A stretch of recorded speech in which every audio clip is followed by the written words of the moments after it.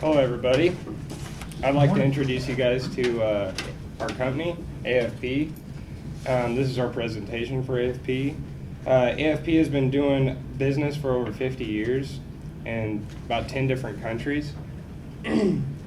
Our company doesn't concentrate on one product or market. We look into the global effects of a market and determine if the provider, if we need to send out shares, we buy and sell companies as if needed. We feel like we don't need to expand in any more countries. Instead, we incorporate new companies that we purchase into these countries quickly and efficiently. If I could, I'd like to ask anybody if they have their cell phone or pager, please turn it off or put it on silent, and to please refrain from asking any questions till the end of the presentation.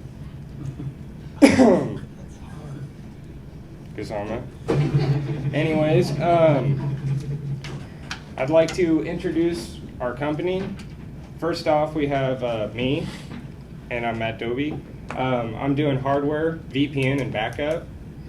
We have Jeremy, which he'll be presenting RIS commands, Active Directory commands for Active Directory, grouping, WSUS, and permissions.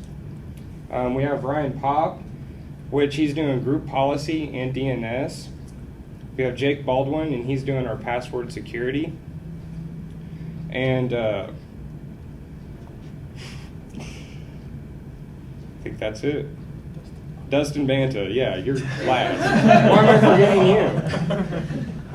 you? Dustin Banta, he's doing RAS, DHCP, and our network layout, and I will be handing it over to him.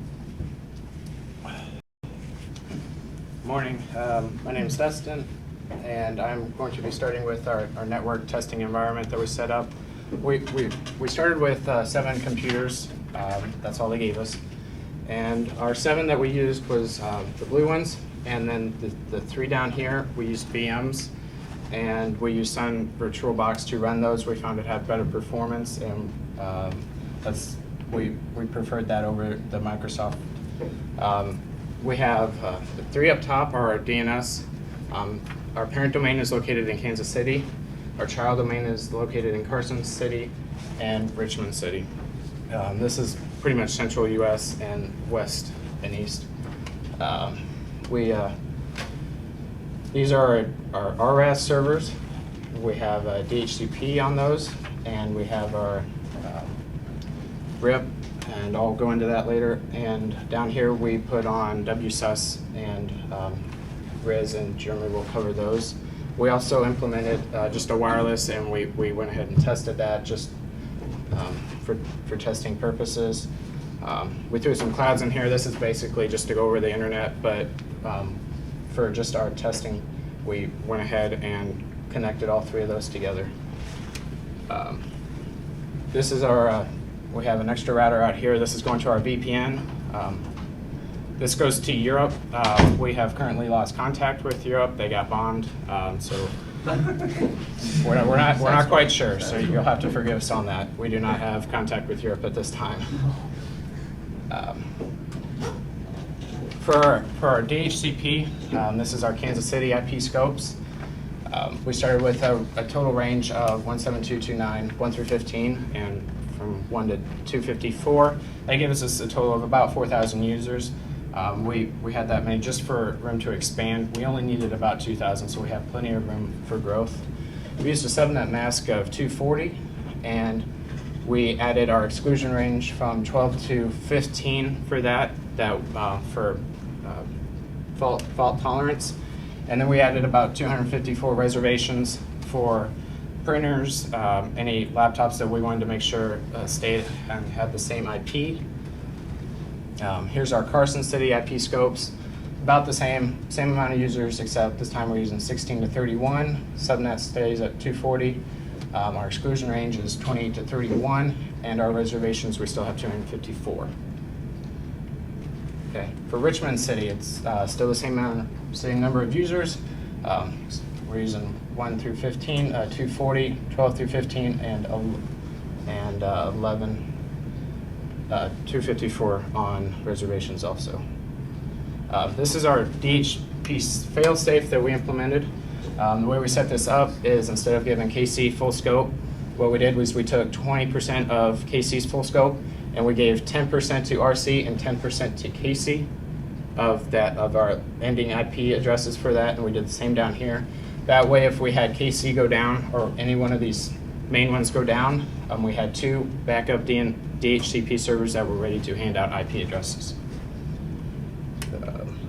And now we'll be passing it on to Ryan. Why isn't this working?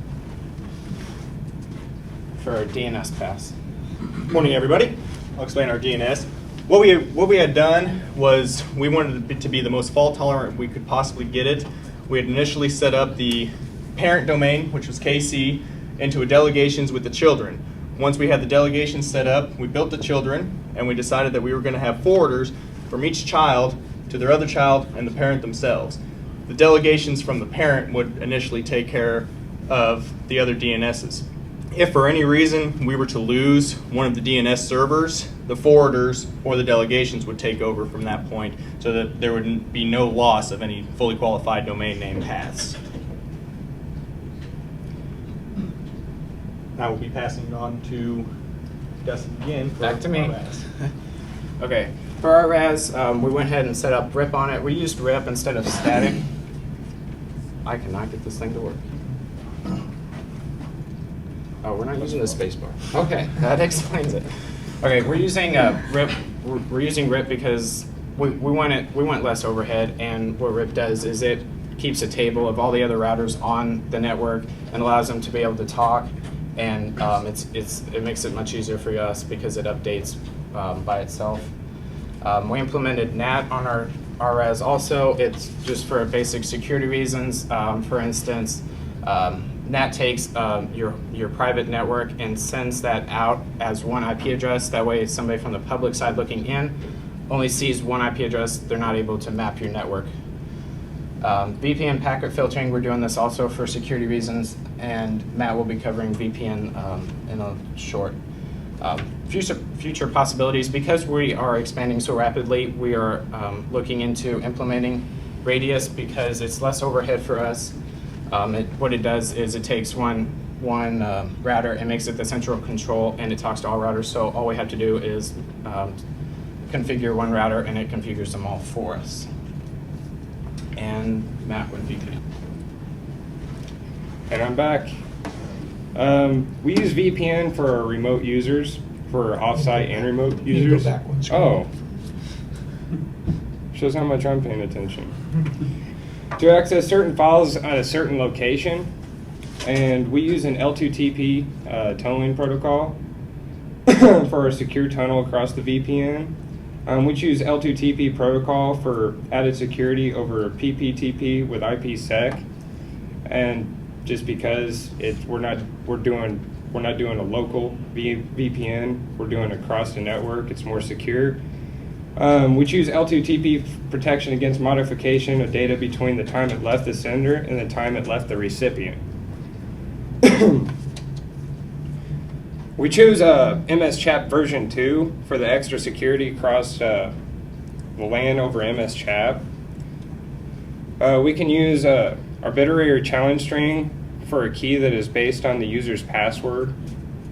And also with MS-CHAP 2, separate keys are generated for transmitting and received data versus a single key that is sent in both directions. And sorry for the diagram, I would have put the L2TP instead of this, but that's a good diagram. I'm also doing hardware and backup. We decided to implement a RAID 5 configuration for our servers, and the offsite backup servers will possibly be a RAID 6, which I had no time to test or implement, but I've past experience with RAID 5. The reason behind RAID 5 is that it stripes both data and parity information across 3 or more drives, improving the write performance, slightly being cost efficient also, and allowing our parallelism in a multi-transaction environment.